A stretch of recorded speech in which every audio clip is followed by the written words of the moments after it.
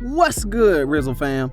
Yet again, we're here to talk about none other than 6ix9ine. We could consider this a crossover episode because Lul Tim and Quando Rondo are involved too. After rumors of a new collaboration together and some studio sessions, it seems that Lul Tim robbed 6ix9ine. But how did one of the most well-protected rappers in the game get finessed out of his cash like this? And what did Quando Rondo have to say about all this? To get it kicked off, let's go ahead and talk a little bit about how Lul Tim linked up with 6ix9ine in the first place. Lul Tim is the dude who smoked King Von in 2020 and an affiliate of Quando Rondo, a Georgia rapper who heads up a crew in Atlanta, which Tim claims.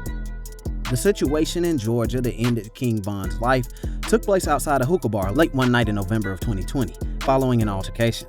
Von hopped out of a car and tried to start something with some dudes nearby when Lul Tim told him they didn't use hands. Lul Tim fatally shot Von, and after that, he got arrested. Lul Tim was released on bail after a while, and even though he shot King Von, he was able to claim self-defense. For a bit, Quando Rondo was silent about the whole situation, even though he had done a song with Lil Durk, one of King Von's best friends. When Quando finally addressed the situation, he put out a track called End of Story. The title was a reference to King Von's Crazy Story series. In the song, Quando explores the whole situation from his perspective, and he points out that he stands by Lul Tim's decision to defend himself.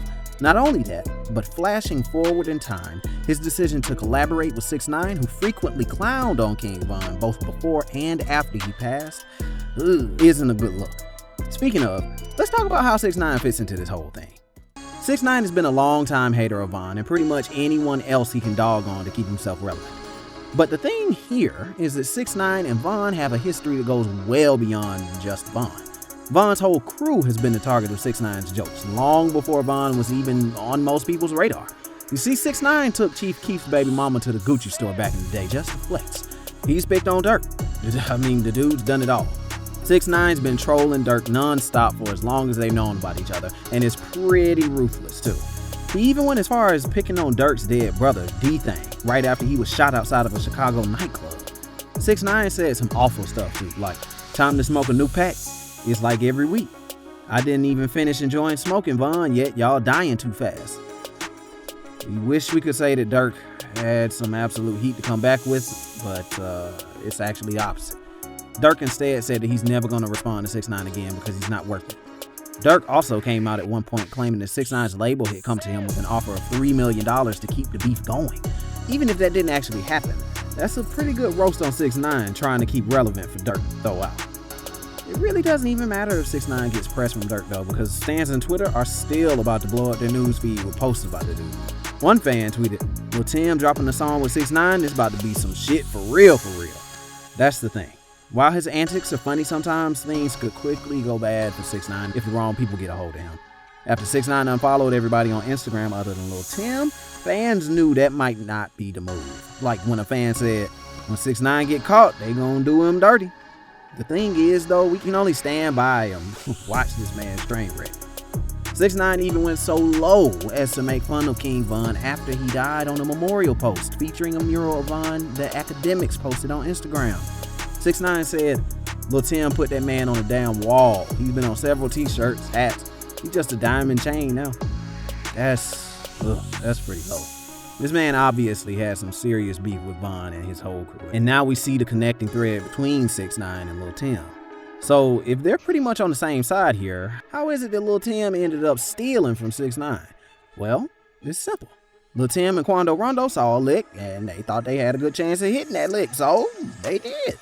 At first, everybody thought that the three of them were in the studio together and that 6ix9ine finally had a feature worth having. Since they had common enemies, everything should have worked out, but it didn't. While it looked like they were recording a track together, according to Lul Tim, they were actually scamming this man. People got suspicious when footage leaked of Quando and Lul Tim hanging out and hopping in the booth, but Tim quickly took to the gram to reveal the situation for what it was. And in the live, Tim said, Man, keep talking about a song. I bet money ain't no song. That nigga got his ass finessed. So it's pretty obvious here that if we're supposed to believe Lul Tim, the whole thing was a hustle from the start. And we gotta say, it's kind of hilarious. These three are some of the most hated in the rap game right now. One of them for snitching and the other two for leading on to passing of a modern legend. And they're out here swindling 6ix9ine out of cash. This is just for real way too funny. Lul Tim also said, duh, I reeled him in. Bet it ain't no lyrics or song. Y'all don't know how to pull no stunts. He thought people were slow to catch what's going on, so he had to spell it out. A lot of people on Twitter were freaking out about the whole situation, and while some were hyped for the track, others had different opinions.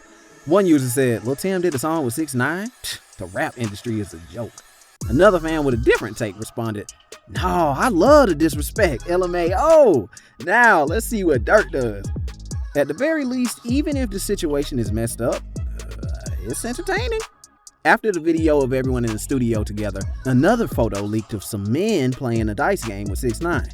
The whole internet jumped to the conclusion that they were some members of Quando's crew, but Tim shut that one down fast, saying, them not my people. Me and my people was already gone with his money. But can we actually trust Lul Tim on this one? Is that for real the way this all went down? DJ Academics, who gives 6ix9ine a platform more than pretty much any other person in rap media, came to 6ix9ine's defense. He claimed that actually that's not how things happened. He said that Lul Tim backed out of the song with 6ix9ine because information about the track was leaked by Wack 100 before the song came out and Tim pulled the plug. How do we go from 6ix9ine congratulating Quando Rondo for being the most disrespectful rapper in the game to 6ix9ine being on the receiving end of that disrespect himself? It's pretty simple, actually. The whole thing comes down to the fact that even if they have common enemies, working with a snitch on 6ix9ine's level is low, no matter who you are. 6ix9ine famously flipped on the 9 Trey Bloods, effectively putting away the entirety of his own crew when he went for a plea deal. The feds had him on a racketeering charge, meaning that even though they didn't really have much dirt on 6ix9ine himself, they had him on something. They basically just accused 6ix9ine of being at the center of the 9 Trey Bloods and coordinating all of their activity. The FBI also decided that 6ix9ine was providing most of the cash flow for the game, meaning that regardless of if he had guns or anything like that, they could put him away for a long time. The most challenging thing about the situation is that there's really no way to say exactly how things went down. There are two sides to the story, and it's not like either party here is trustworthy at all. So what does Quando have to say about it? Well, according to sources and fans, it could be the case that things went down like Academics said they did. And since the feature got leaked, Quando and Tim just dipped so that they could change up the narrative that they came out on top. Quando hasn't said anything just yet, but maybe his silence speaks more than anything he could actually say. Things are going his way right now, so why should he have to speak up on the matter? As far as he's concerned, he made a bag and hustled one of the biggest snitches in the game in the process. What do y'all think though, Rizzle fam? Did things go down the way Lul Tim and Quando Rondo described them, or do you think DJ Academics actually knows what's up with the situation? Let us know what you think down in the comments below, and don't be afraid to leave a like if you enjoyed the video. Don't forget to click the bell below and change your notifications to all so you don't miss out on any fresh rap news at all. As always, have a great rest of your day, and don't forget to keep it Rizzle.